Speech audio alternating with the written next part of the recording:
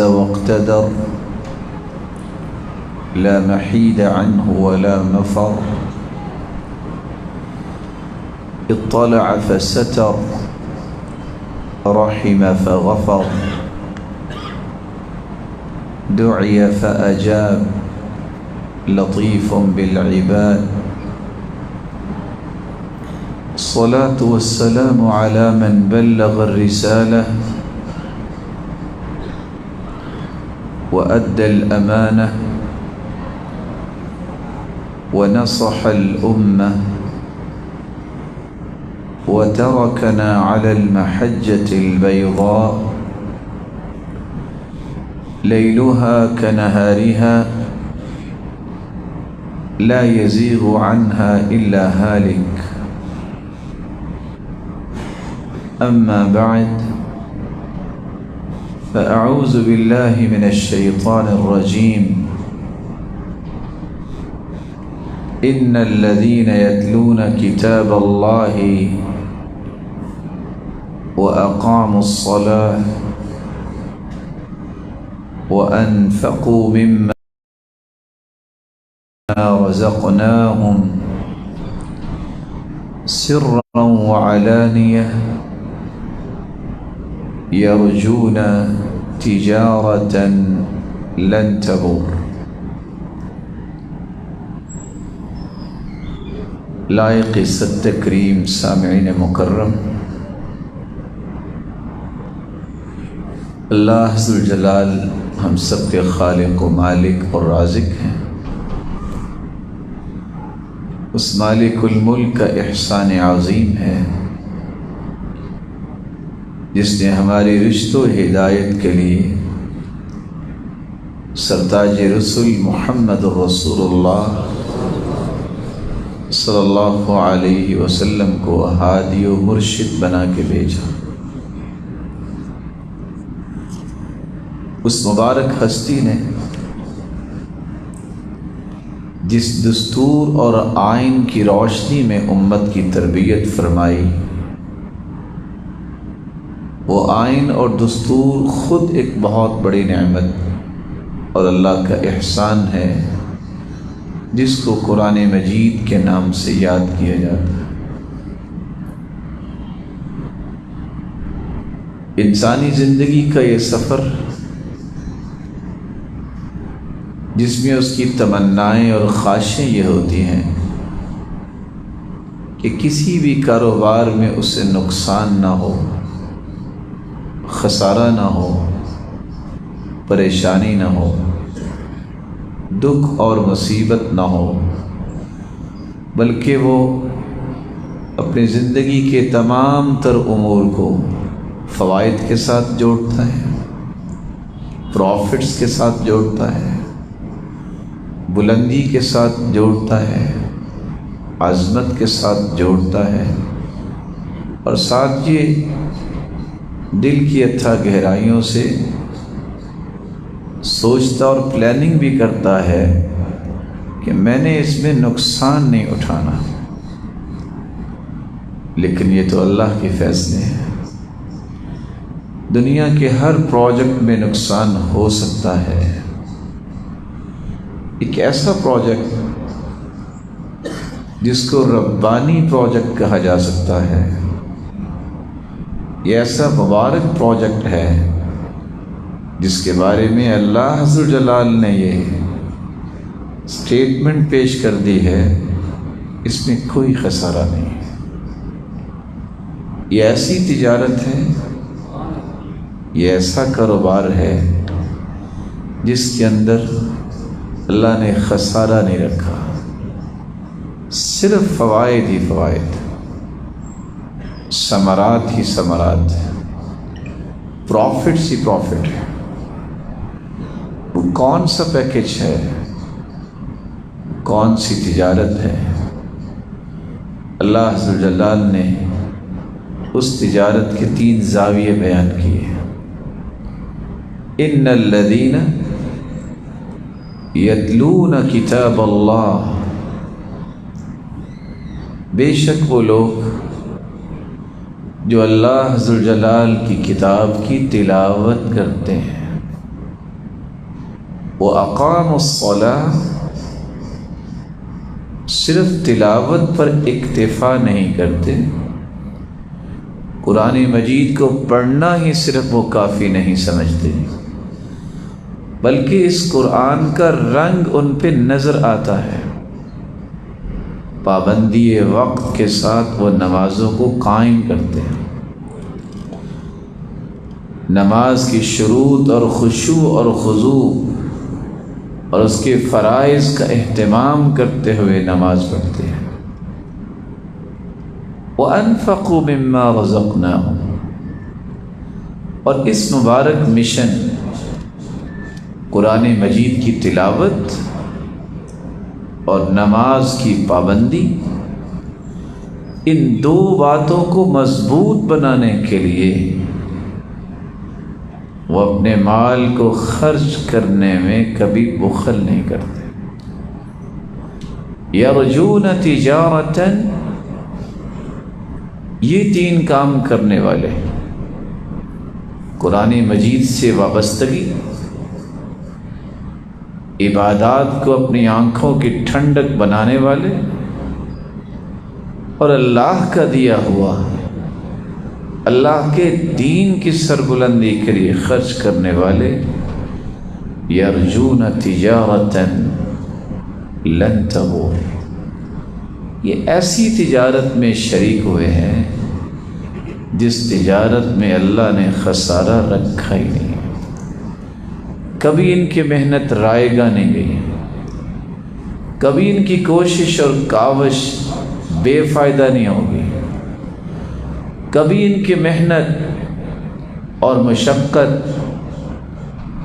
بے سود نہیں ہوگی، بلکہ ان تین کاموں کو کرتے ہوئے ایک ایک لمحہ اور ایک ایک دقیقہ قیمتی بنتا ہے، ثمرآور بنتا ہے، اللہ کی رضا کا سبب بنتا ہے، تقرب الہی کے لیے زینہ بنتا ہے۔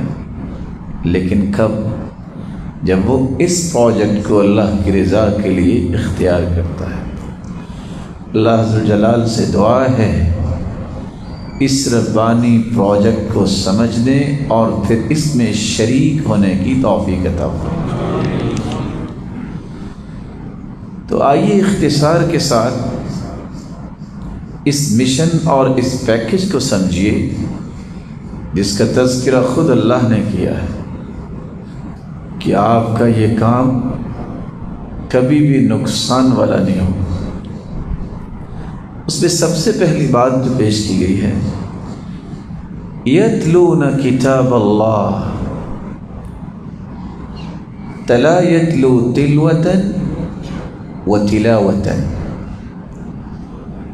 تلاوت کا معنی پڑھنا بھی ہوتا ہے اور تلا یتلو تلوتاً کسی کے پیچھے چلنا بھی ہوتا ہے۔ تو وہ لوگ جو قرآن کو پڑھتے بھی ہیں اور پھر قرآن کو اپنا پیشوا بھی مانتے ہیں، اس کی تعلیمات کو اپنی زندگی کی سب سے اعلیٰ اور عرفہ اصول اور تعلیمات کے طور پہ اسے تسلیم کرتے ہیں، یہ وہ خوش نصیب لوگ ہیں جن کے بارے میں رسول اللہ صلی اللہ علیہ وسلم نے فرمایا تھا کہ بختور ہیں وہ لوگ کہ جن کے ہاتھ میں ایک ایسی رسی ہے، کتاب اللہ هو حبل اللہ الممدود من السماء الى الارض۔ اللہ کی کتاب یہ اللہ کی طرف سے ایک لٹکائی گئی رسی ہے، اور شان کہاں بنتی ہے؟ طرفہ بید اللہ وطرفہ بأیدیکم۔ اس رسی کا ایک کنارہ اللہ ذوالجلال کے مبارک ہاتھ میں ہے اور دوسرا کنارہ جو ہے وہ تمہارے ہاتھوں میں ہے۔ یہ نسبت، یہ قسمت ایسی عظیم نسبت اور قسمت ہے کہ اگر اس کا شکر ادا کرنے کے لیے ساری زندگی انسان سجدے میں پڑا رہے تو اس کا شکر ادا نہیں ہو سکتا۔ یہ وہ دستور اور آئین ہے جس کی ایک ایک شک انسان کی زندگی کو بارونق اور روشن کرنے والی ہے۔ رسول اللہ صلی اللہ علیہ وآلہ وسلم نے اس لیے جہاں یہ بات پیش کی ہے کہ ایک کنارہ اللہ کے ہاتھ میں ہے اور دوسرا کنارہ تمہارے ہاتھوں میں ہے، وہاں لفظ یہ بھی پیش کیے ابشرو، مسلمانوں خوش ہو جاؤ۔ آپ نے کبھی دیکھا ہوگا کہ اگر استاد شاگرد بھی اکٹھے کھڑے ہوں کھیل کے میدان میں تو شاگرد کی بھی تمنا ہوتی ہے استاد ہمارے ساتھ کھیلے۔ یہ ایک عام رویہ دنیا کا ہے۔ اگر کسی چیز کو والد نے پکڑا ہے اور بیٹے کے ساتھ وہ تعاون کر رہا ہے تو اس کو کتنی اپنائیت محسوس ہوتی ہے۔ زندگی کے سفر میں گرنے سے بچانے کے لیے ہر شخص کوئی نہ کوئی تنکا اور رسی کی تلاش میں رہتا ہے۔ اس پورے سفر میں کامیابی سے زندگی گزار کے جنت کے وارث بننے کے لیے اللہ نے جس رسی کو دنیا میں بھیجا ہے اس کا نام قرآن ہے، اور صرف ان کے ہاتھ میں نہیں دی بلکہ اپنے مبارک ہاتھ میں بھی رکھی ہے، ساتھ ہی اپنے پیغمبر کی زبان سے خوشخبری سنا دی، ابشرو، خوش ہو جاؤ، جس رسی کا کنارہ تمہارے ہاتھ میں ہے اس کا دوسرا کنارہ تمہارے رب کے ہاتھ میں ہے۔ رسول اللہ صلی اللہ علیہ وآلہ وسلم نے اس لیے فرمایا تھا فتمسکوا بہ، اس قرآن کو مضبوطی سے تھام لو، فإنکم لن یہلکوا، فإنکم لن تہلکوا، تم کبھی بھی ہلاک نہیں ہوگے، وَلَن تضلوا بَعْدَهُ أَبَدًا، صرف ہلاکت سے بچاؤ نہیں ہوگا بلکہ جب تک اس رسی کو تھامے رکھو گے کبھی تم گمراہ نہیں ہوگے۔ تو گمراہیوں سے بچنے کا، ہلاکتوں سے بچنے کا جو راستہ ہے وہ راستہ ہے جس کی نشاندہی اللہ عز و جلال نے کی ہے، جس کا تعین رسول اللہ صلی اللہ علیہ وسلم نے کیا ہے، اور وہ راستہ ہے کہ انسان اس قرآن مجید کے ساتھ اپنے تعلق کو مضبوط بنائے۔ رسول اللہ صلی اللہ علیہ وآلہ وسلم نے اس لیے مسلمانوں کو یہ نصیحت کی، ان مما يلحق المؤمن من عمله وحسناته بعد موته علما علمه ونشره۔ آج کتنے لوگ سوال کرتے ہیں میں ایصال ثواب کا کام کرتا ہوں، جائز ہے؟ میں ایصال ثواب کے لیے کام کرنا چاہتا ہوں، کون سا طریقہ ہے کہ آپ اپنے عمل کو صدقہ جاریہ بنا لیں؟ کون سا ایسا طریقہ ہے کہ آپ مٹی میں مٹی ہو جائیں لیکن آپ کی نیکیاں پھر بھی آپ کے نامہ اعمال میں ہر روز لکھی جاتی رہیں؟ وہ 7 طریقے رسول اللہ صلی اللہ علیہ وسلم نے بیان کیے ہیں، جن 7 طریقوں کو اختیار کرنے سے انسان کی وفات کے بعد بھی اللہ ذو جلال اس کے نامہ اعمال میں اجر و ثواب لکھواتے بھی رہتے ہیں اور اسے نیکی پہنچتی بھی رہتی ہے۔ من علم علما ونشر، سب سے پہلا کام کسی کو اللہ نے علم کی دولت سے نوازا ہے، وہ لوگوں کو سکھا دے۔ وَنَشَرَ، اس کے پاس علمی دولت نہیں ہے، اس کے پاس مالی دولت ہے، تو وہ اس قرآن کی تعلیم دینے والوں کا دست و بازو بنے اور علم کی ترویج اور نشر و اشاعت میں اپنا مال پیش کر دے۔ یہ ایسا عمل ہے جس کا رسول اللہ صلی اللہ علیہ وسلم نے سر فہرست بیان کیا ہے، کیونکہ سب سے بڑا صدقہ جاریہ وہ علم ہے۔ اس لیے امام سفیان رحمہ اللہ کہا کرتے تھے، لا اعلم درجة افضل بعد النبوة من بث العلم۔ نبوت کے بعد سب سے افضل جو درجہ ہے وہ یہ درجہ ہے کہ علم کو پھیلایا جائے اور دنیا کو سکھایا جائے، دین کی بات دنیا کے کونے کونے تک پہنچائی جائے۔ اور امام ابن الجوزی رحمہ اللہ تعالی اس لیے کہا کرتے تھے، کسی بندے کی اگر یہ تمنا بن جائے کہ وہ سویا ہوا بھی ہو تو اس کی نیکیاں لکھی جائیں، وہ فوت بھی ہو جائے تو اسے نیکیاں پہنچتی رہیں، اس کا ایک ہی راستہ ہے، فَلْيَنْشُرِ الْعِلْمِ، اسے چاہیے کہ وہ علم کی نشر و اشاعت کو اپنی زندگی کا تھیم بنا دے۔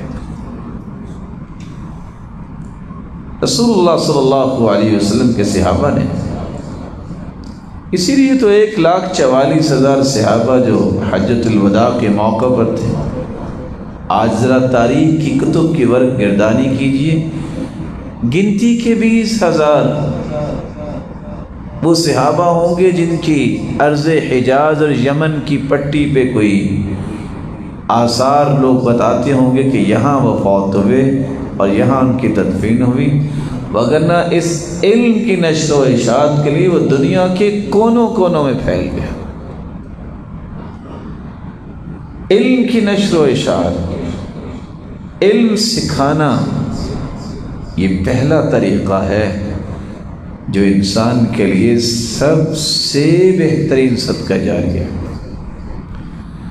سب سے ثمر آور اور سب سے قیمتی صدقہ جاریہ۔ رسول اللہ صلی اللہ علیہ وآلہ وسلم نے جہاں عشرہ مبشرہ جن کو ایک ہی جگہ پہ 10 صحابہ بیٹھے تھے سب کو جنت کی بشارت دی، وہاں صرف سارے قرآن کے قاری تو نہیں تھے، وہاں عبد الرحمن ابن عوف کا بھی نام آتا ہے، کیونکہ اس شخص کو اللہ نے یہ صلاحیت دی تھی کہ اللہ کے دین کی سرفرازی، اللہ کے دین کی ترویج کے لیے، رب کی رضا کے لیے جو صلاحیت میرے پاس ہے وہ مالی صلاحیت ہے، میں اس صلاحیت کو دین کے لیے وقف کرنے میں کوئی بخل نہیں کروں۔ حیرانگی کی بات یہ ہے، یہ 2.5 کروڑ ایک ہی مجلس میں اللہ کی راہ میں پیش کرتے تھے، اور جب عمرہ کرنے آئے لوگوں کی بھی خواہشیں ہوتی ہیں، دیکھتے ہیں کہ بہت لکی انسان ہے، یہ دعائیں کیا کرتا ہے، تو جو ہی بیت اللہ کا طواف شروع کیا تو وہ ساتھ ساتھ یہ سننے کی غرض سے تھا کہ دعائیں کون سی کرتے ہیں، اتنی برکت ان کو ملتی ہے، یہ مٹی کا سودا کرتے ہیں تو سونے کا بھاؤ مل جاتا ہے، تو ان کی دعا کیا تھی، ربی قینی شح نفسی، یا اللہ مجھے بخیلی سے بچا۔ تو وہ شخص پاس چلنے والا کہتا ہے، ابھی آپ بخیل ہیں؟ آپ تو وہ ہیں جن کو اللہ نے اتنے خوبصورت کام کرنے کی توفیق سے نوازا ہے۔ اور آپ کہہ رہے ہیں رب قنی شح نفسی، یا اللہ مجھے میرے نفس کی بخیلی سے بچا۔ یہ وہ شخصیت ہیں جن کے بارے میں سیدہ عائشہ دعا کیا کرتی، سقى الله أباك من سلسبيل الجنة، اے عبد الرحمن تجھے اور تیرے باپ کو اللہ جنت کی سلسبیل سے قیامت کے دن پلائے۔ اتنی بڑی دعا دیا کرتی تھی۔ تو رسول اکرم صلی اللہ علیہ وسلم نے ایصال ثواب کا جو بہترین طریقہ بتایا ہے، آپ قرآن سکھائیں، علم پھیلائیں، علم کی نشر و اشاعت کریں، دعوت کا کام کریں، تربیت کا کام کریں، لوگوں کی بھلائی اور خیر خواہی کی پلاننگ کریں، ان کے ساتھ نیکی کرنے کا کام کریں۔ اور سب سے بڑی بھلائی اور خیر خواہی یہ ہے کہ کسی مسلمان کو جہنم کے راستے سے ہٹا کے جنت الفردوس کے راستے پہ لگا دیں۔ آپ مال دیں گے وہ تو ختم ہو جائے گا، آپ اس کے ساتھ 2-4 منٹ لڑائی پہ جائیں گے، آخر نقصان ہو جائے گا۔ لیکن اگر آپ اس کو جنت کا راستہ دکھاتے ہیں جو خالص قرآن و سنت کا راستہ ہے، اللہ کی رضا لینے کا راستہ ہے، تو صرف وہ نہیں، اس کی نسلیں بھی جہنم سے بچ سکتی ہیں، اور یہ ساری نسلوں کی نیکیاں تو ان کو ملیں گی، لیکن ان سب کے برابر آپ اکیلے کو اتنی نیکیاں ملیں گی۔ من دل علی خیر فلہ اجر مثل فاعلہ، جو شخص نیکی کی بات کرتا ہے، اس نیکی کو سن کر جتنے لوگ عمل کرتے ہیں سب کو برابر اجر ملتا ہے جو اللہ نے اس نیکی کا رکھا ہے، لیکن بتانے والے کو ان سب کے برابر اکیلے کو ملتا ہے۔ لا ينقص ذلك من اجورهم شيئا، اللہ عز و جلال ان کے اجروں میں کمی نہیں کرتے، بتانے والے کو سب کے برابر اجر عطا کرتے۔ دوسرا طریقہ وَوَلَدًا صَالِحًا تَرَكَهُ، ایصال ثواب کا یہ طریقہ سیکھیے۔ صدقہ جاریہ کا یہ دوسرا طریقہ ہے، دنیا سے جانے والا نیک بچہ چھوڑ کے گیا ہے، صالح اولاد چھوڑ کے گیا ہے، جو نیکیاں کرتی رہتی ہیں اور اس کے نام اعمال میں وہ پہنچتی رہتی ہیں۔ اس کا مطلب یہ نہیں ہے کہ اولاد کو نہیں ملتا، اولاد کو پوری نیکی ملتی، لیکن جو بھی نیکی اولاد کرے گی نیک ہے۔ انسان دنیا سے جا چکا ہے، اللہ اس کو ان تمام نیکیوں کے برابر اجر و ثواب عطا کرتے ہیں۔ رسول اکرم صلی اللہ علیہ وآلہ وسلم نے یہ دوسرا مرحلہ بیان کیا ہے۔ آج سچی بات پوچھے تو ان 2 چیزوں پہ توجہ امت کی ختم ہو گئی۔ آج حالت یہاں تک پہنچی ہے، اگر مبالغہ نہ سمجھا جائے، 100 میں سے کتنے لوگ ہیں جو کم از کم اپنے والد کی وفات پہ اس کو شرعی غسل دینے کی صلاحیت رکھتے ہیں، اور اس کے لیے بخشش کی دعائیں اور جنازہ پڑھانے کی ان کے اندر صلاحیت ہے؟ کتنے لوگ ہیں؟ کیا اس اولاد کے لیے انسان حلال و حرام کی تمیز چھوڑتا ہے کہ جو میرے اور آپ کے فوت ہونے کے بعد کبھی دعا کے لیے ہاتھ ہی نہ اٹھائے، اس قابل ہی نہ ہو کہ وہ غسل دے سکے، اس قابل ہی نہ ہو کہ وہ کبھی رات کی تاریکیوں میں والدین کے لیے اللہ سے گڑ گڑا کے دعائیں بھی کر سکے، وہ جنازہ پڑھانے کے بھی قابل نہ ہو، اس کو نیک اولاد تو نہیں کہتے۔ نیک اولاد جس کے بارے میں رسول اللہ صلی اللہ علیہ وسلم نے فرمایا تھا، ان الرجل لترفع درجته في الجنہ قیامت کا دن ہوگا، ایک شخص کا درجہ بلند ہوگا،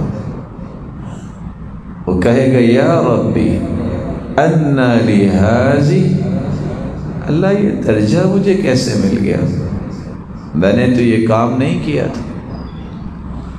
جواب ملے گا کہ جو آپ کا درجہ جنت میں بلند کیا گیا ہے نا، پتہ اس کی وجہ کیا ہے؟ باستغفاری ولدک لک، تیرے بچے نے تیرے لیے بخشش طلب کی جس کے نتیجے میں تیرے درجے کو بلند کر دیا ہے۔ سلف صالحین میں سے ایک شخص آتا ہے اور آ کے کسی صالح انسان کا پوچھتا ہے بتاؤ میں نیک ہوں کہ نہیں۔ اب یہ تو طے کرنا بہت مشکل ہے، کہا یہ تو اللہ ہی جانتا ہے۔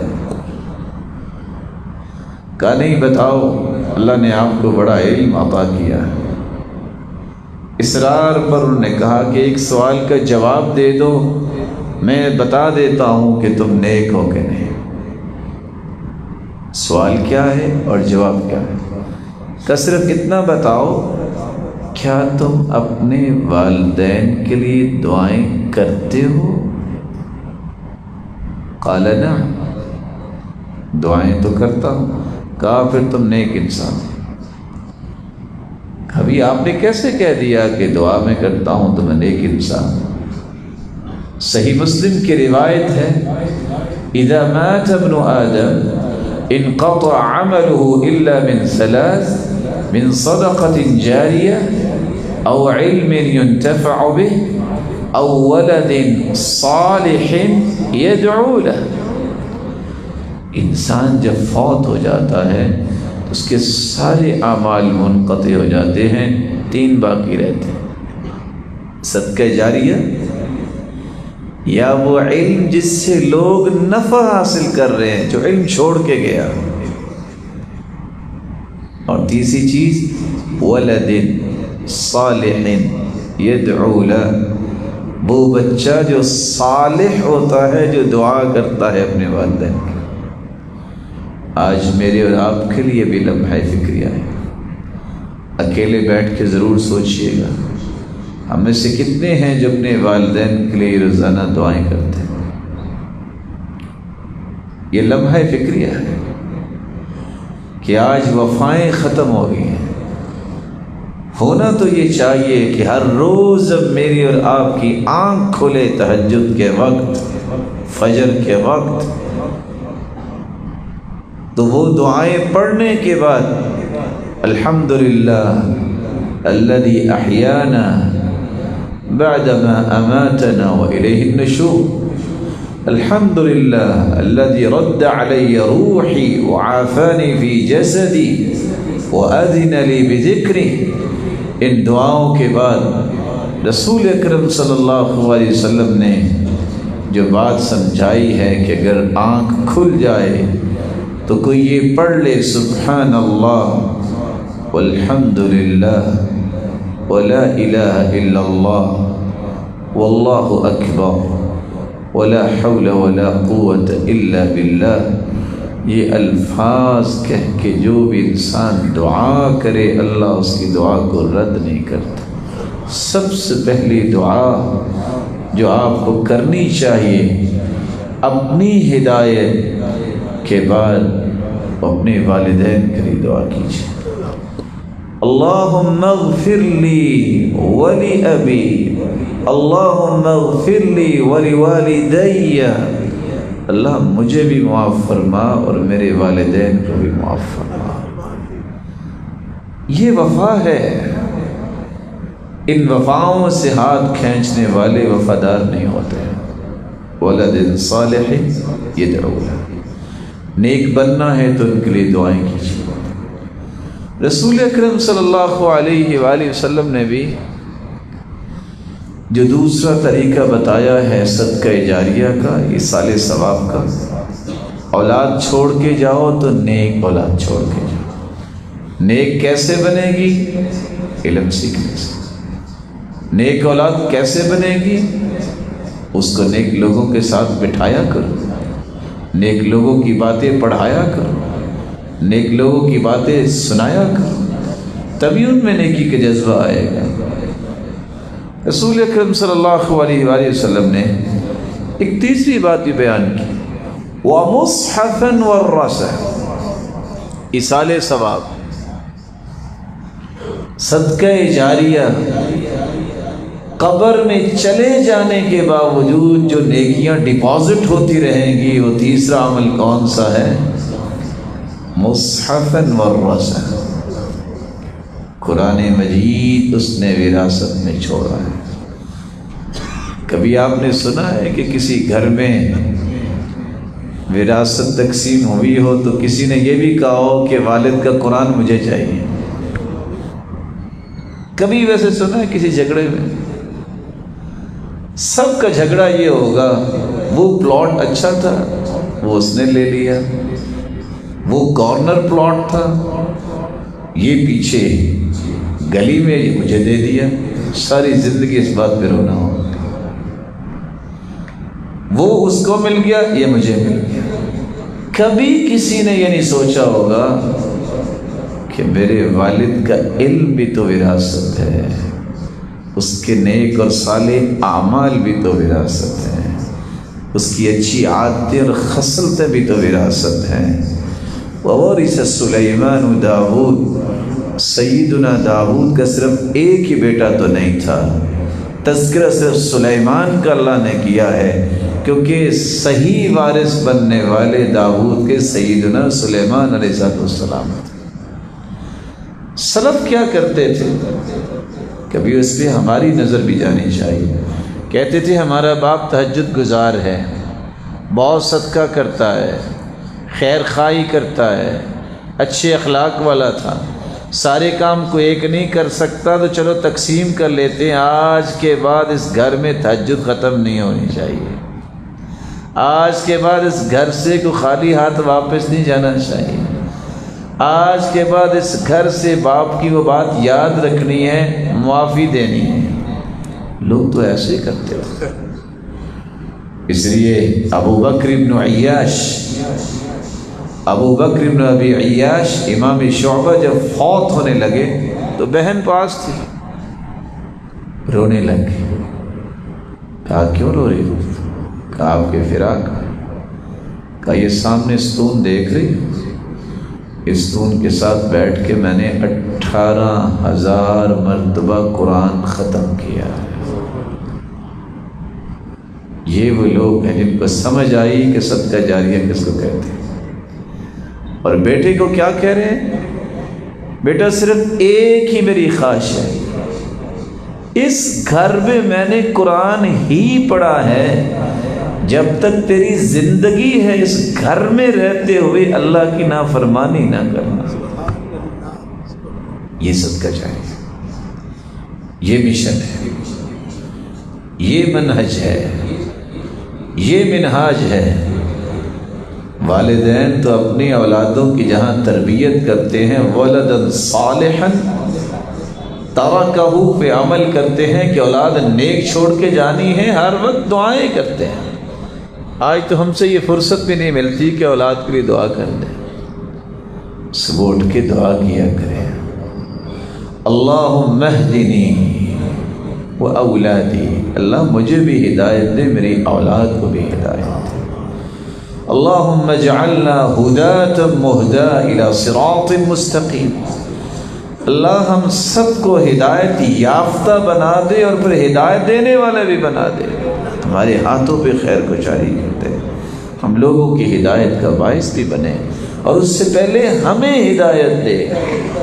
یہ دعائیں کیا کریں، بلکہ ہر اذان کے بعد کبھی اکیلے بغیر آواز نکالے بھی آپ دعا تو کر ہی سکتے ہیں۔ ایک شخص بڑا ہی پریشان تھا کہ پتہ نہیں قبر میں کیا بنے گا، تو ایک آدمی نے اس سے 2 سوال کیے جو میں آپ کی خدمت میں پیش کر دیتا ہوں۔ کہتا ہے تم قبر سے اتنا خوفزدہ ہو، قیامت سے اتنا خوفزدہ ہو، ایک بات تو بتاؤ، وَهَلْ تُصَلِّي إِذَا كُنْتَ وَحْدَكَ، کبھی اکیلے ہوتے ہو تو نماز پڑھتے ہو؟ لوگوں کے سامنے تو ساری پڑھتے ہیں نا، فرض نماز تو ہوتی لوگوں کے ساتھ، جب اکیلے ہوتے ہو تو کبھی نماز پڑھتے ہو؟ قال نعم، جی۔ وَهَلْ تَسْتَغْفِرُ إِذَا عَصَيْتَ، جب کبھی کمی کوتاہی ہو جائے تو فوراً توبہ کرتے ہو؟ قال نعم، کہا جب تک یہ کرتے رہو گے پریشانی کی بات نہیں، اللہ تجھے اپنی رحمت سے محروم نہیں کرے گا۔ وَلَدًا صَالِحًا تَرَكَ، فضیل ابن عیاض بیٹے کے لیے دعا کرتے ہیں، یا اللہ اس کو مجھ سے بھی نیک بنا دے۔ اللہ نے ایسی دعا سنی، تہجد کے وقت باپ اٹھتا ہے، دیکھتا ہے بیٹا پہلے تہجد میں ہے اور سجدے میں پڑا ہوا ہے۔ آج میری اور آپ کی خواہش ہوگی تو اولادیں ایسے کریں گے۔ فتنوں کا اتنا دورہ ہے، ہمیں وقت نہیں ملتا کہ ان کے لیے دعا ہی کر دیں، اور والدین کی دعا رد نہیں ہوتی۔ مصحفاً مورثاً، کسی کی وراثت میں گٹار آتا ہے، کسی کی وراثت میں طرح طرح کی سیسریز اور چیزیں آتی ہیں۔ کس قدر وہ انسان عظمت والا ہے جو وراثت میں قرآن چھوڑ کے جا رہا ہے۔ ایصال ثواب کا یہ طریقہ تلاش کرو۔ کتنے قرآن مجید ہیں جو آپ نے کسی مسجد میں رکھوائے کہ یا اللہ جتنے پڑھنے والے ہیں ان کی بھی ہدایت کا سامان بنا اور یہ نیکیاں مجھے بھی عطا فرما دیں۔ کتنے مراکز میں، کتنے معاہد اور مدارس میں آپ نے قرآن پہنچایا ہے۔ یہ ایصال ثواب کا راستہ کتنا آسان ہے۔ آپ صلی اللہ علیہ وسلم نے ایک چوتھی بات بھی بیان کی، او مسجدن بنا، او مسجدن بنا۔ اگر آپ صدقہ جاریہ کرنا چاہتے ہیں تو مسجد بنائیں۔ من بنا مسجدا یبتغی بہ وجہ اللہ بنى اللہ لہ بیتا فی الجنہ۔ جو اللہ کا گھر بناتا ہے اللہ کی رضا کے لیے، چھوٹا ہو یا بڑا ہو، بلکہ حدیث کہتی ہے وَلَوْ قَدْرْ مَفْحَصِ قَطَا، بٹیر جتنی جگہ بھی اگر تعمیر کوئی کروا دیتا ہے۔ اور چوتھی روایت نے تو کمال ہی کر دی، او اصغر من ذلك، اس سے بھی چھوٹی جگہ کی تعمیر کا بندوبست کرنے والے کا اللہ جنت میں گھر پورا ہی بنا دے۔ مسجد نبی کو جب بہت خوبصورت بنایا گیا تو کچھ لوگوں نے یہ کہا کہ اللہ کے رسول نے تو اتنا خوبصورت بنانے سے منع کیا ہے۔ تو سیدنا عثمان تشریف لائے، کہتے ہیں میں تمہیں اللہ کی قسم دیتا ہوں یہ حدیث کس نے سنی ہے؟ بتائیے کہ جو اللہ کا گھر جیسا دنیا میں بناتا ہے اللہ اس سے اچھا جنت میں اس کا گھر بنائے گا۔ میں نے مسجد نبوی کو اس لیے مزید وسیع کیا اور خوبصورت بنایا ہے کہ میرا رب میرا جنت میں گھر اس سے بھی وسیع بنائے۔ مسجد بنا، جس شخص کا مسجد سے تعلق ہوتا ہے صرف کتنا میں نے نماز پڑھنے جانا۔ حدیث نے واضح کر دیا ہے کہ قیامت کے دن جب کوئی سایہ نہیں ہوگا اللہ اسے عرش کا سایہ عطا کرے گا، اور جو 24 گھنٹے مسجد میں رہتا ہے اللہ اس کو کتنے انعامات سے نوازے۔ اور کیا ہی کمال کا وہ مقام ہے قیامت کے دن جب اللہ کی طرف سے آواز آئے گی این جیرانی، میرے پڑوسی کدھر ہے؟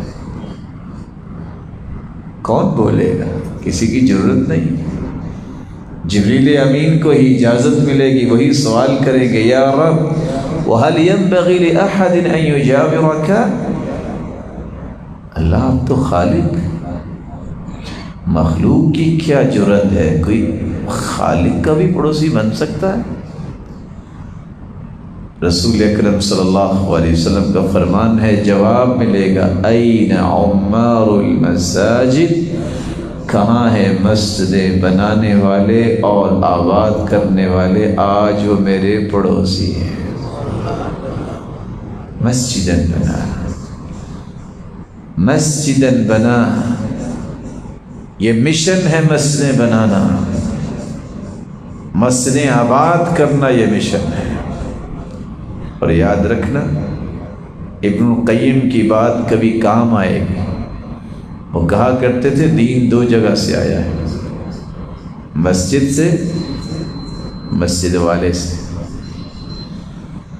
جب تک ان دونوں جگہوں سے محبت رہے گی دین باقی رہے گا۔ جو ان دونوں میں سے کسی ایک سے متنفر ہو گیا آدھے دین سے محروم ہو گیا۔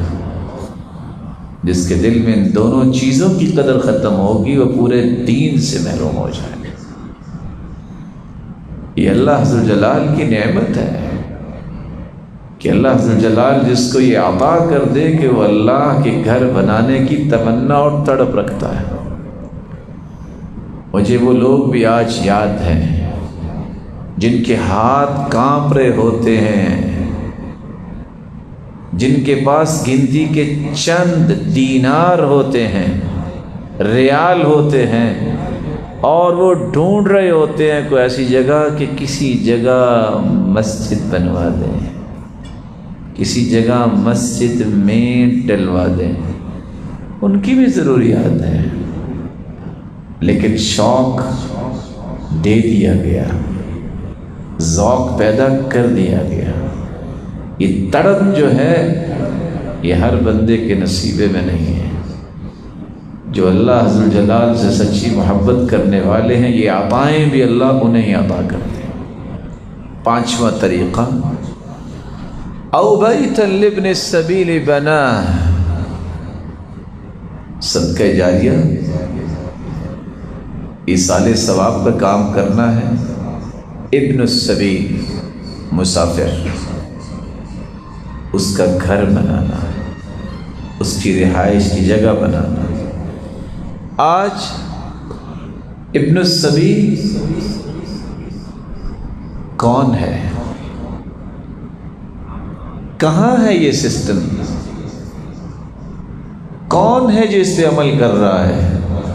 وہ لوگ ہیں جنہوں نے مسافروں کے لیے بندوبست کیا، جو دو دو چار چار ضلع چھوڑ کے آتے ہیں کہ میں نے قرآن و حدیث سیکھنی ہے، ان کی رہائش بنائی ہوئی ہے۔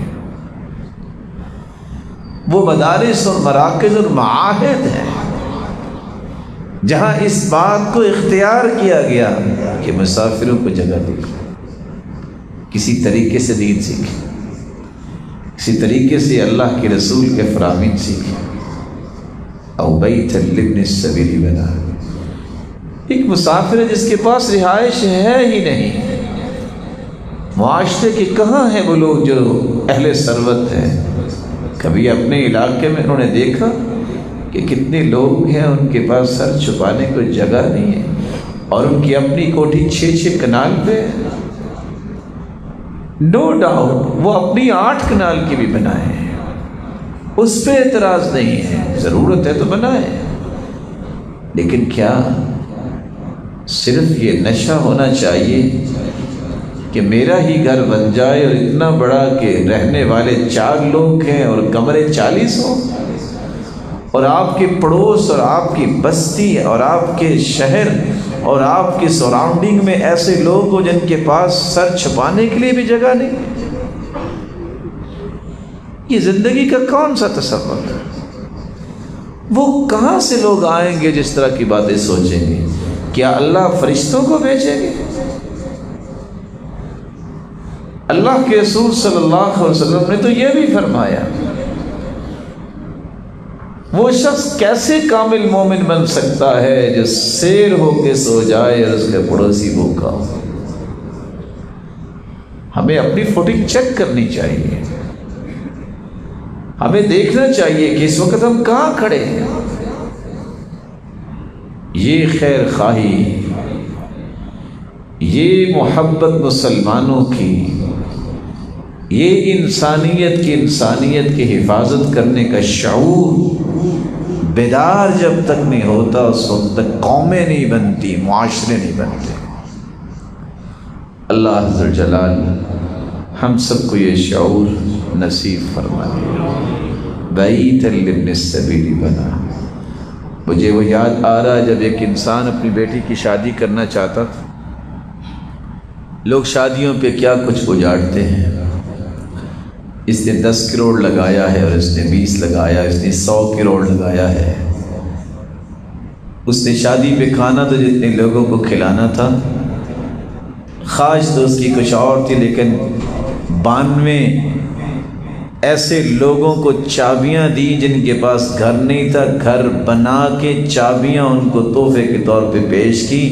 100 کا ارادہ تھا، 8 بن نہیں سکے، لیکن جو بن چکے وہ 92 گھر اس نے فقیروں میں تقسیم کر دیے۔ ہمارے رویے آج یہ ہوتے ہیں کہ فخر ہونا چاہیے، پتہ ہونا چاہیے کیا کھانے دیے، پتہ ہونا چاہیے کہ کیسی یہ شادی ہوئی تھی۔ ہمیں یہ کبھی سوچ نہیں آئی کہ یہ بھی پتہ ہونا چاہیے کہ میری ذمہ داری کیا ہے۔ آپ حیران ہوں گے یہ حدیث سن کے، بئس الطعام طعام الولیمہ، برا کھانا ہے اس دعوت کا اس میں صرف امیروں کو بلایا جائے، فقیروں کو نہ بلایا جائے۔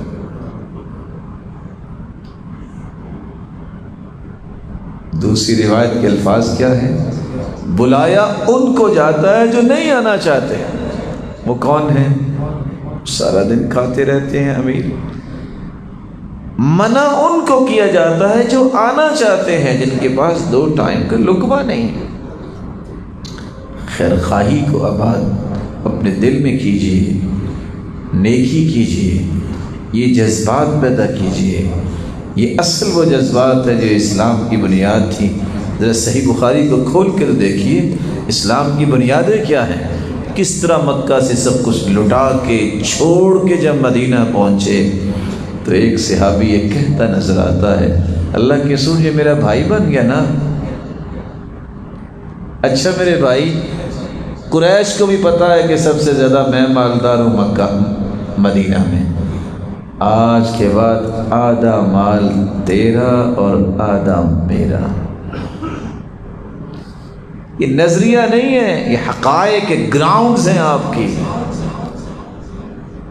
اس کے ساتھ کنسرن آپ کے ہونے چاہیے۔ اللہ کے رسول میں اجازت دیتا ہوں، 2 میری بیویاں ہیں، میں ایک کو طلاق دے دیتا ہوں، یہ اس سے شادی کر۔ یہ بنیادیں ہیں آپ کے اسلامی معاشرے کی۔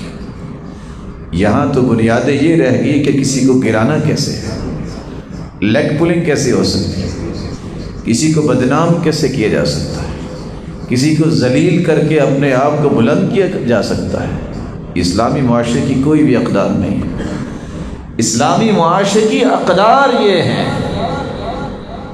کہ دوسرے کو بچانے کے لیے بھی اگر مجھے بھوکا مرنا پڑتا ہے تو مجھے اس کی پرواہ نہیں ہے۔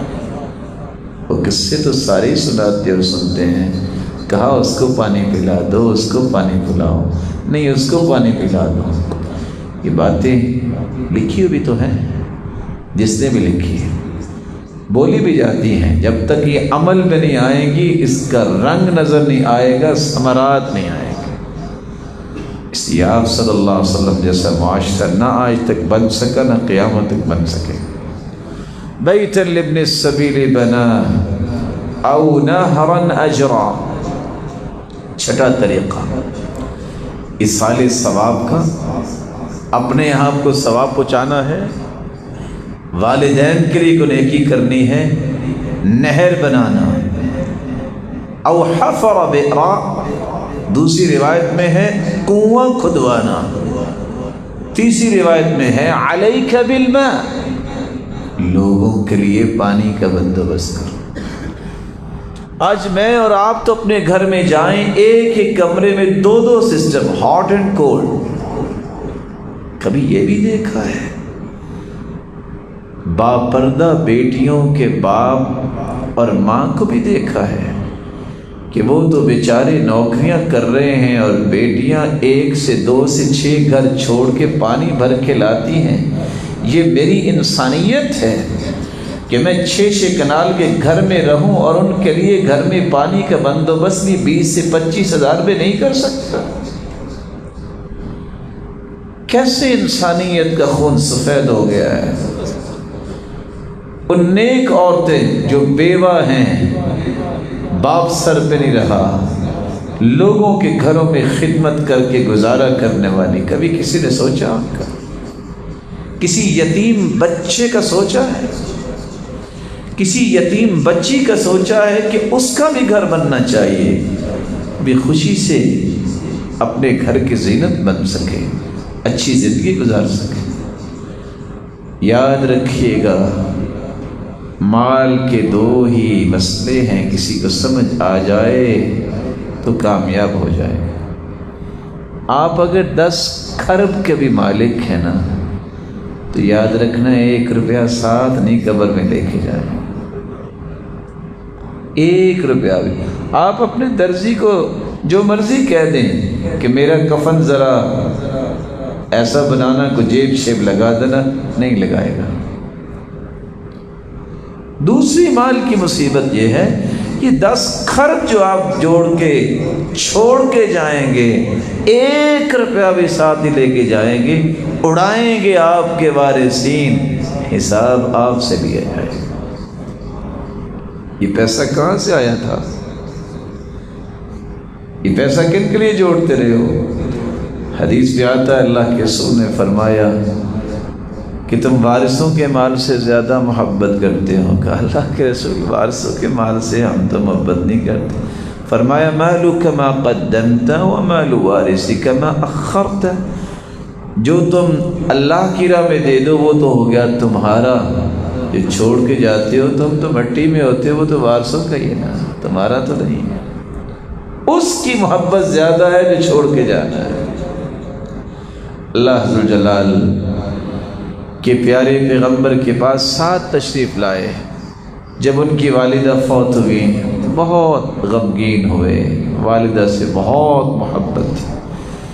کہ اللہ کے رسول، میں کیسے اپنی والدہ کے ساتھ نیکی کر سکتا ہوں؟ قال علیک بالماء، میرے صحابی لوگوں کو پانی پلایا کرو، پانی کا بندوبست کرو، نیکیاں تمہاری والدہ کو ملیں گی۔ آج کتنے لوگ ہیں جو اس بات کو سوچتے ہیں؟ کس جگہ لوگ آ کے کھڑے ہوتے ہیں، وہاں کو نل لگا دیا جائے کہ وہاں کو پانی کا بندوبست کر دیا جائے۔ کتنے اس طرح کے روشن چہرے آتے ہیں اللہ کے گھروں میں۔ کہاں گیا وہ مال؟ کہاں گیا وہ شوق اور ذوق کہ ہم مسجد کی صفوں میں کچھ پانی رکھتے ہیں، باہر بندوبست کر دیں کہ آنے والا پانی پی لے؟ یہ آنکھیں دیکھتی ہیں آج بھی ارض حجاز میں یہ شوق موجود ہے کہ پانی کا بندوبست کیا جاتا ہے۔ اور مجھے وہ قصہ یاد آ رہا ہے، جب ایک شخص نے یہی بات سنی تو اس نے طے کر لیا کہ میں بھی اپنی والدہ کے لیے نیکی کروں گا اور ہر مسجد میں میں پانی کا بندوبست کروں گا۔ ایک دن ایک مسجد میں گیا تو پانی کا بندوبست نہیں تھا۔ کہتا اچھا آفس سے واپس آتا ہوں تو پھر میں بندوبست کرواتا ہوں۔ جب عصر کے وقت آیا تو دیکھا تو پانی کا بندوبست ہو چکا تھا، رونے لگ گیا، میری قسمت میں نہیں تھا۔ مسجد کے امام کہتا ہے کیوں پریشان ہو؟ کہا یہ نیکی کی نیت کی تھی، کسی اور کو مل گئی۔ کہا پریشان کیوں ہوں، آپ کا بیٹا ہی تو لگوا کے گیا ہے۔ جو والدین نیکی سوچتے ہیں تو میرے بھائیوں، یہ شعور، یہ نیکی کا شوق منتقل بھی ہوتا ہے اولادوں میں۔ رسول اکرم صلی اللہ علیہ وسلم نے فرمایا او نہرن اجوا، صدقہ جاریہ کا چھٹا طریقہ یہ ہے پانی کا بندوبست کیجیے۔ آپ ایک لمحے کے لیے سوچئے، سخت گرمی میں کتنی پانی کی ضرورت ہوتی ہے۔ زندگی میں بہت سارے پہلو آپ نے دیکھے ہوں گے، وہ پہلو میری آنکھوں سے کبھی غائب نہیں ہوا۔ جب لوگ ایک روڈ تعمیر کر رہے تھے، مرد اور عورتیں۔ برف توڑ کے اس کا چھوٹا سا ٹکڑا منہ میں ڈال کے سخت گرمی میں پتھر اٹھا کے سڑک بنا رہے تھے۔ کیا ہمیں اللہ کا شکر نہیں کرنا چاہیے کہ اللہ عز و جلال نے کبھی اس طرح کا موقع نہیں آنے دیا؟ کیا ہمارے اوسان خطا نہیں ہونے چاہیے کہ یہ کیا ہو رہا ہے، کہ وہ بھی مسلمان ہیں، وہ بھی اللہ کی مخلوق ہے، ان کے لیے بھی کچھ سوچنا چاہیے کہ ہم پانی ٹھنڈا بھی ان تک نہیں پہنچا سکتے، پانی کا بندوبست بھی نہیں کر سکتے۔ رسول اکرم صلی اللہ علیہ وآلہ وسلم نے تو اتنا فرما دیا کہ کتے کو پانی پلانے والی بدکار عورت کو اللہ نے اس لیے معاف کر دیا۔ کس کو؟ ناپاک ہے وہ، ایک مرتبہ زبان لگا دے نا برتن میں تو 7 مرتبہ جب تک دھویا نہ جائے وہ برتن قابل استعمال نہیں ہوتا۔ مسلمان اس کو اگر آپ پانی پہنچائیں اور پانی پلائیں تو کیا آپ کی بخشش اور میری بخشش نہیں ہوگی؟ یہ صدقہ جاریہ ہے۔ رسول اکرم صلی اللہ علیہ وسلم نے ایک 7ویں بات بھی بیان کی، او صدقۃ اخرجها من مالہ فی صحتہ و حیاتہ۔ 7ویں چیز، ایسا صدقہ جو اپنے مال سے کب خرچ کرتا ہے؟ صحت کی حالت میں، زندگی میں۔ یہ 2 لفظ کیوں بولے اللہ کے رسول نے؟ کیونکہ جب بندہ بیمار ہوتا ہے پھر تو خرچ کرتا ہی ہے، چلو بیماری دور ہو جائے۔ جب فوت ہوتا ہے تو لوہا گرم ہوتا ہے، اولاد بھی کہتی ہے جی یہ ہمارے باپ کے لیے صدقہ جاری ہے۔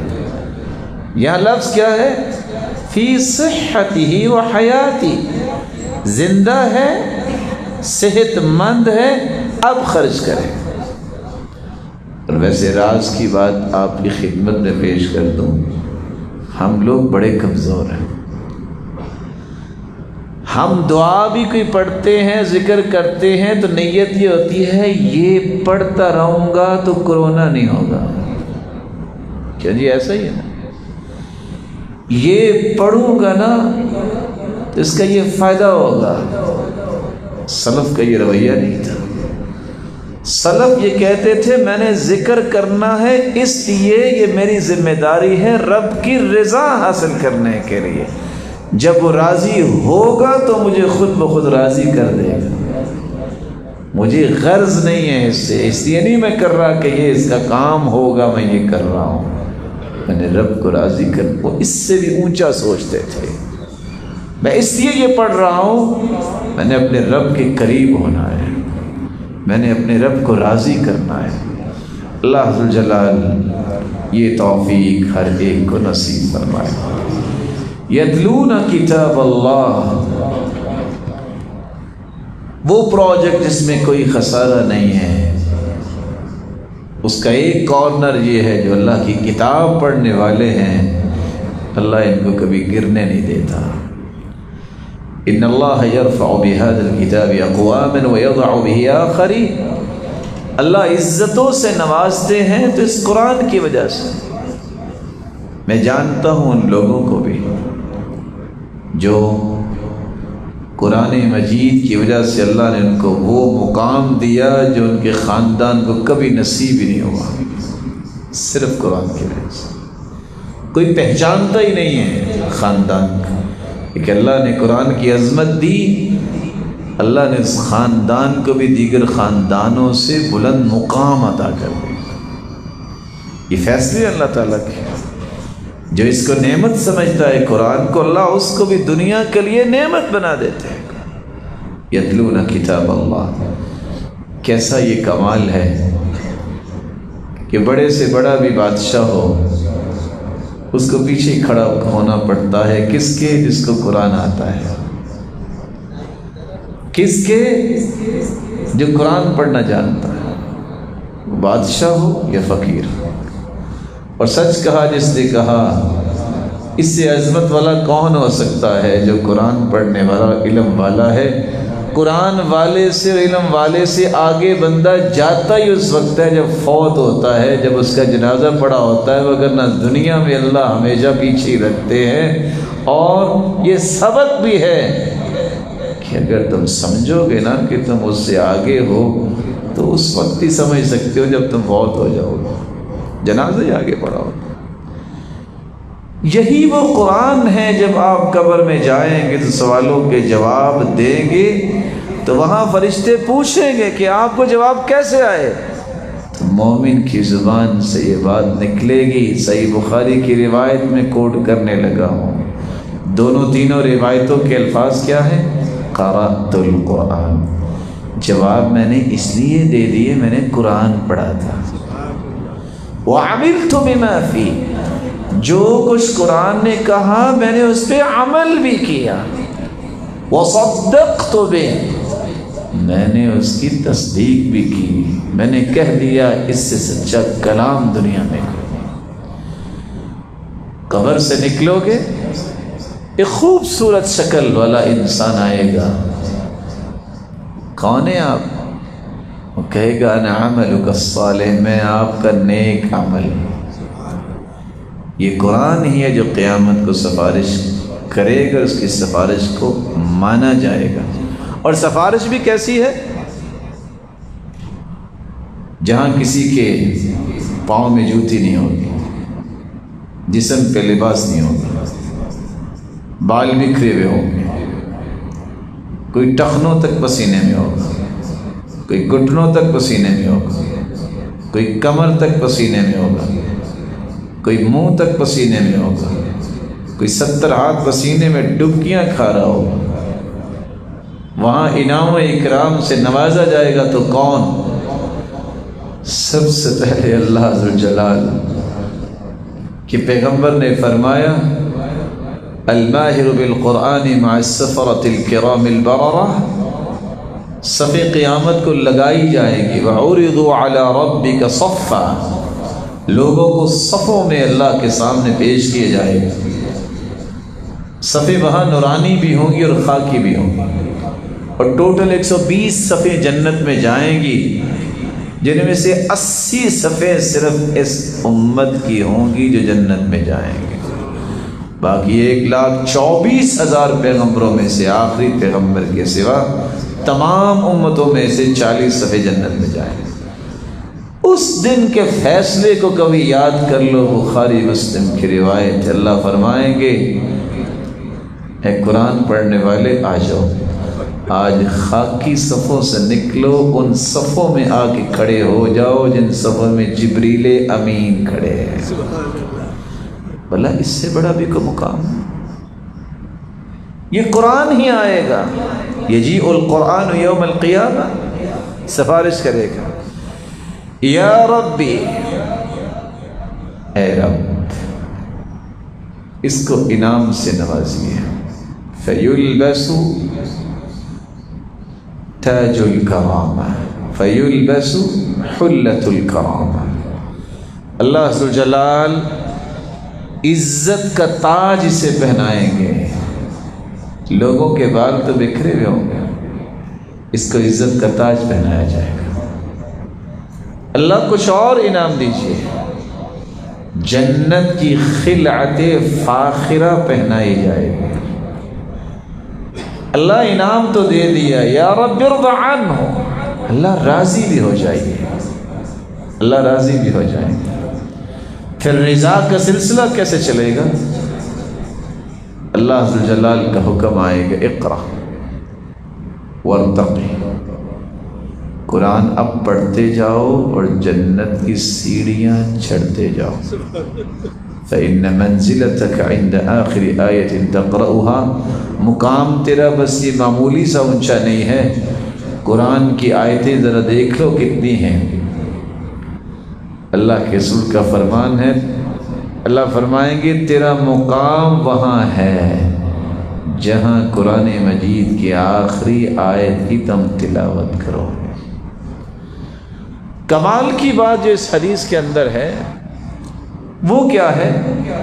سب آپ جانتے ہیں جب فوت ہو جائے تو جو عمل ہو چکے اس کی نیکیاں ملتی ہیں، قیامت کو کوئی عمل نہیں کر سکے گا۔ واحد قرآن ہے، جب جنت کی سیڑھیاں چڑھ رہا ہوگا نا وَيُزَادُ بِكُلِّ آیَةٍ حَسَنَةٍ، اللہ اس دن بھی ہر آیت کے بدلے اس کی نیکیوں میں اضافہ کر دے۔ دنیا کا کوئی عمل نہیں ہے۔ جملہ کتب حدیث کو جمع کر لیجیے، آپ کو اس پلے کی روایت ہی نہیں کو ملے گی۔ یتلون کتاب اللہ، اللہ کی کتاب کی تلاوت کرنے والے، ان کی تجارت میں کبھی خسارہ نہیں ہے۔ وَأَقَامُوا الصَّلَاةَ، نماز کو قائم کرنے والے ہیں۔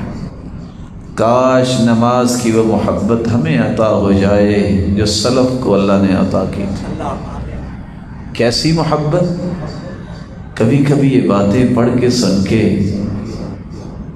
سوچ میں پڑ جاتے ہیں اللہ نے ان کو کتنا پیارا بنایا تھا۔ وہ ابن سماع کہتے ہیں کہ 40 سال ہو گئے کبھی بھی میں نے نماز جماعت کے بغیر نہیں پڑھی۔ سعید بن مسیب کہتے ہیں 50 سال ہو گئے مجھے نہیں پتا کہ مسجد میں کون آتا ہے، کیونکہ میں کبھی پچھلی صف میں کھڑا ہی نہیں ہوا، اذان بعد میں ہوتی، میں پہلی صف میں کھڑا ہوتا۔ وہ کیسے امام اعمش تھے، وہ کہا کرتے تھے 70 سال ہو گئے میری تکبیر اولا فوت نہیں ہوئی۔ ان باتوں کی روشنی میں بھی آپ کی خدمت میں یہ بات پیش کرتا ہوں، زندگی میں اگر آپ یہ چاہتے ہیں کہ آپ کبھی گرے نہیں، اللہ کی رحمت سے محروم نہ ہوں، اپنے دل سے ایک عہد کر لو کہ میری زندگی کی سب سے قیمتی متاع جو ہے وہ میری نماز اور عبادت ہے۔ نماز کی پابندی کرنے والا جو ہے اور وقت پہ پابندی کرنے والا، اللہ اسے کبھی محروم نہیں کرتا، اللہ اس سے کبھی محروم نہیں کرتا۔ اور صحابی کے اس سوال کو چیک کیجیے کہ بیٹا آج تکبیر اولا ملی؟ جواب ملا آج تکبیر اولا نہیں مل سکی۔ کہا بیٹا 100 اونٹ مجھے مل جاتے تو مجھے اتنی خوشی نہ ہوتی جتنی تیری تکبیر اولا ملنے پر خوشی ہوتی۔ پتہ ہے اونٹ کا معنی کیا ہے آج کل کے معاشرے میں؟ اونٹ ہی ہے، پتہ اس کی قیمت کتنی ہے جتنی V8 کی قیمت۔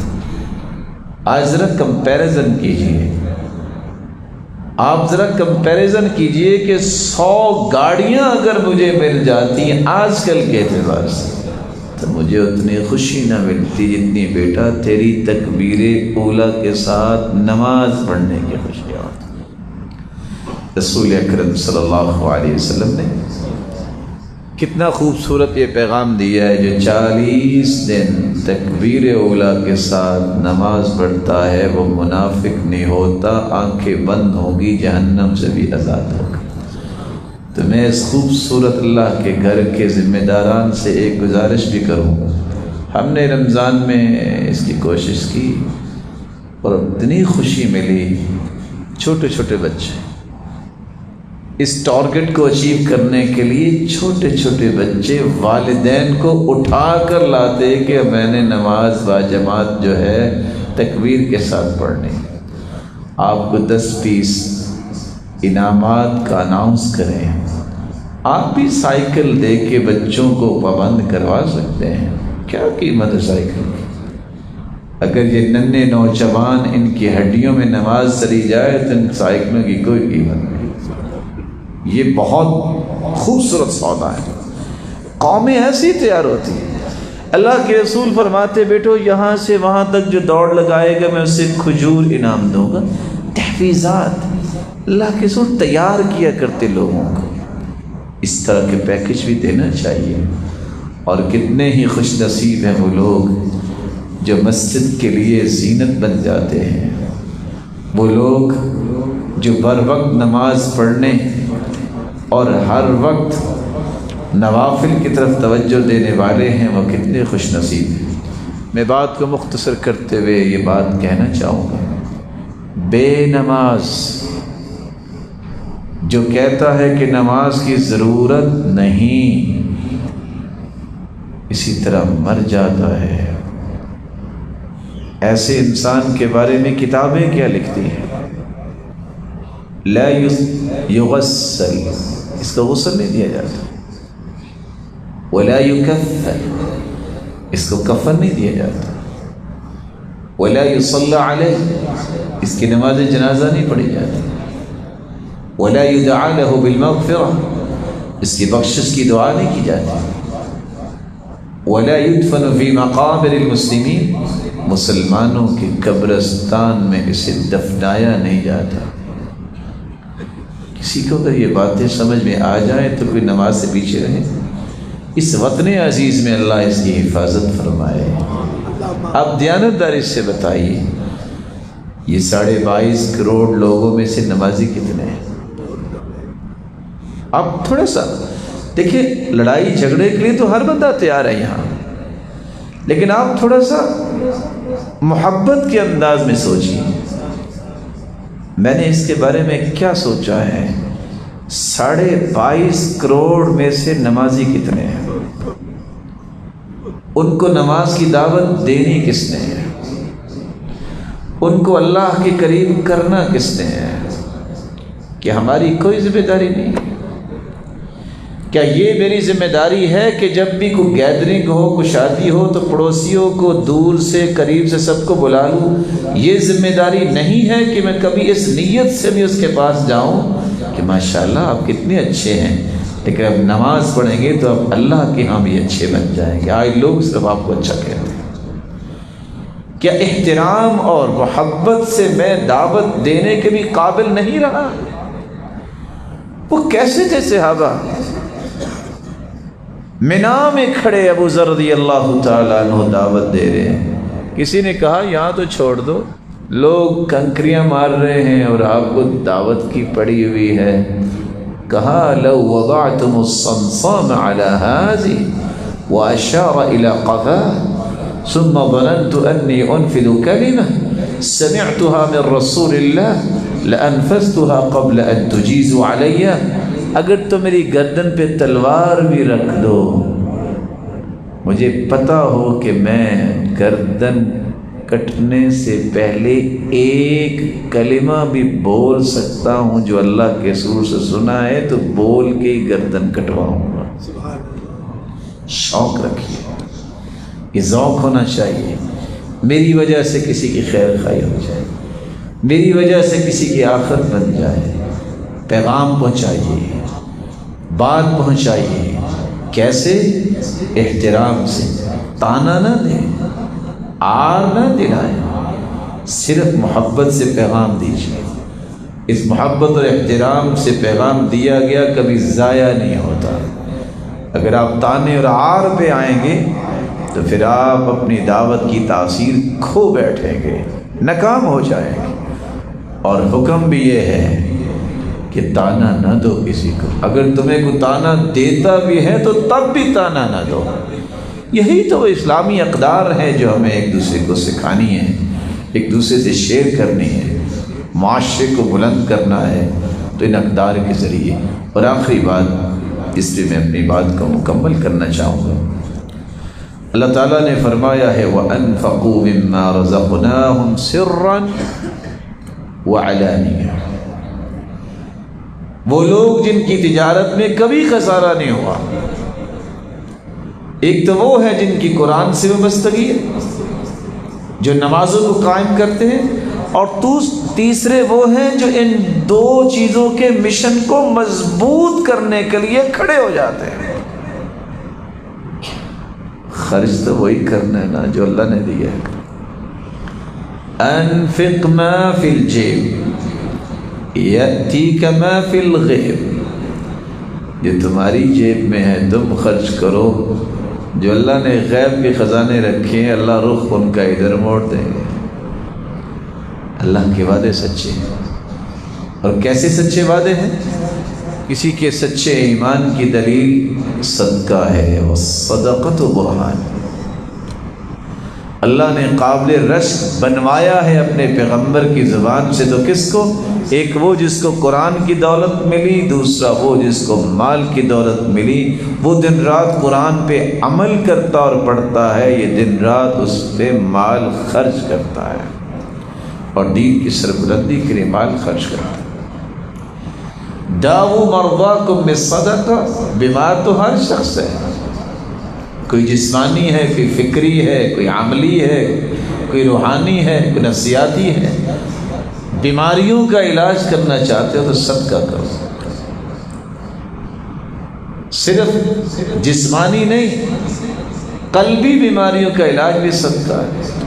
ایک شخص آ کے کہتا ہے دل بہت سخت ہے، فرمایا یتیموں کو کھانا کھلایا کرو، مسکینوں کو کھانا کھلایا کرو، اور یتیموں کے سر پہ شفقت کا ہاتھ رکھو، دل خوبصورت بن جائے۔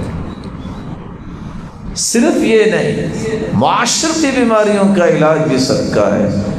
وہ شخص جس نے صدقہ کیا، ایک دن چور کو دیا، ایک دن بدکار عورت کو دیا، ایک دن امیر کو دے دیا، لوگوں نے باتیں کی دیکھو کس کس کو صدقہ مل گیا ہے، پریشان ہو گیا۔ اللہ نے فرمایا میرے بندے تینوں راتوں کا صدقہ قبول کر لیا ہے، تیرے مال میں برکت بھی اتنی ڈالی ہے کہ چور چوریوں سے توبہ طائب ہو گیا، بدکار اپنی برائیوں سے توبہ طائب ہو گئی۔ یہ امیر پہلے بھی امیر ہی تھا لیکن بخیل بہت تھا، جب سے تیرا مال اس نے کھایا ہے نا تو وہ بھی خرچ کرنا شروع ہو گیا۔ معاشرتی بیماریاں ختم، فتنے بھی ختم، کیونکہ حدیث میں آتا ہے اپنا فتنہ ہے، اولاد کا ہے، مال کا ہے، پڑوسی کا ہے۔ ان سارے فتنوں کو ختم کرنے کا طریقہ یہ ہے کہ تم نماز پڑھو، روزہ رکھو، صدقہ کرو، نیکی کا حکم کرو اور برائی سے منع کرو۔ الہ العالمین نے کتنا انعام کیا ہے، صدقہ 70 شیطانوں کے منہ بند کر دیتا۔ صدقے سے انسان کے گناہ اس طرح دھل جاتے ہیں، وَالصَّدَقَةُ تُطْفِئُ الْخَطِيئَةَ كَمَا يُطْفِئُ الْمَاءُ النَّارَ۔ آگ پہ پانی ڈالیں تو آگ ختم ہو جاتی ہے، صدقہ کریں تو برائیاں ختم ہو جاتی ہیں، معاف ہو جاتی ہیں۔ صرف گناہ معاف نہیں ہوتی، اللہ کا غضب بھی ٹھنڈا ہو جاتا ہے، اللہ کا غصہ ٹھنڈا ہوتا ہے۔ الصَّدَقَةُ تُطْفِئُ غَضَبَ الرَّبِّ وَتَدْفَعُ مِيتَةَ السُّوءِ۔ اللہ بری موت سے بندے کو بچا لیتا ہے۔ قبر چھوٹی سی ہوتی ہے، وَالصَّدَقَةُ تُطْفِئُ عَنْ أَهْلِهَا حَرَّ الْقُبُورِ۔ اگر کسی نے قبر کو ٹھنڈا کرنا ہے تو اس کا طریقہ ہے صدقہ کرو، اللہ اسی قبر کو ٹھنڈا کرے۔ قبر سے نکل کے جب یہ انسان جائے گا، ظل المؤمن یوم القیامت الصدقۃ، کس قدر گرمی ہوگی، سورج کتنا قریب ہوگا، صدقہ کرنے والا قبر سے نکلے گا، صدقہ اس کے لیے امبریلا اور چھتری بن جائے گا۔ کہاں جائے گا؟ اللہ کے عرش کے نیچے جائے گا، کیونکہ یہ صدقہ کرنے والا ہے۔ رسول اکرم صلی اللہ علیہ وسلم نے فرمایا جو شخص کھجور کے برابر صدقہ کرتا ہے، اللہ اسے پال کے نیکی کا پہاڑ بنا دیں گے۔ بندہ قیامت کا پوچھے گا اللہ یہ کہ، اللہ فرمائے گی کھجور جتنا صدقہ میں نے پال کے اس کو اتنا بڑا کر دیا۔ یحییٰ بن معاذ کہا کرتے تھے لا اعرف حبہ تزن عند اللہ جبال الدنیا الا حبہ من صدقہ۔ دانے تو بہت دیکھے ہیں لیکن کیا کمال کا وہ دانہ ہے جو صدقے کا ہوتا ہے، قیامت کو نیکی کا پہاڑ بن چکا ہوگا۔ اللہ عز و جلال اس کاروبار کو بھی کرنے کی توفیق دے جس کا تذکرہ اللہ نے قرآن میں کیا ہے کہ جس میں کوئی خسارہ نہیں ہے۔ وہ پیکج کیا ہے؟ اللہ کے قرآن کی تلاوت کرنا، نماز کی پابندی کرنا، اور اللہ کے دیے ہوئے مال کو ان دونوں کاموں کو مضبوط کرنے کے لیے خرچ کرنا۔ مولا کریم جتنے یہاں روشن چہرے تشریف فرما ہیں اور جو سن رہے ہیں، الہ العالمین ان میں سے کوئی بیمار ہے تو ان کو صحت و عافیت سے نواز۔ مولا کریم تیری رحمت بہت وسیع ہے، الہ العالمین کوئی بیمار ہے تو صحت یاب کر دے، کوئی تکلیف میں ہے تو اس کی تکلیفوں کو خوشیاں بنا دے، کسی تنگی میں اس کی تنگیوں کو آسانیاں بنا دے، صاحب اولاد ہیں تو ان کی اولادوں کو نیک بنا، دست و بازو بنا، آنکھوں کی ٹھنڈک بنا اور صدقہ جاریہ بنا، بے اولاد کی جھولیوں کو بارونق بنا، مقروض کے غیبی خزانوں سے مدد فرما، بے روزگار کو بھی تونگر بنا دے، مال والے کے مال میں برکت فرما دے، جس طرح تیرے گھر میں جمع ہے اللہ، ان کو ان کے والدین کے ساتھ اور ان کی اولادوں کے ساتھ جنت الفردوس میں اپنے محبوب کے ساتھ جمع فرما اور اپنے دیدار کا مستحق بنا۔ وآخر دعوانا ان الحمد للہ رب العالمین۔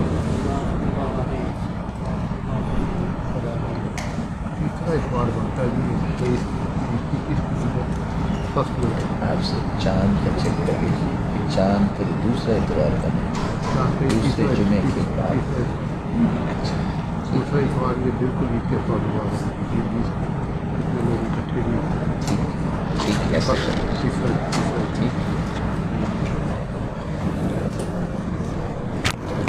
السلام علیکم ورحمۃ اللہ۔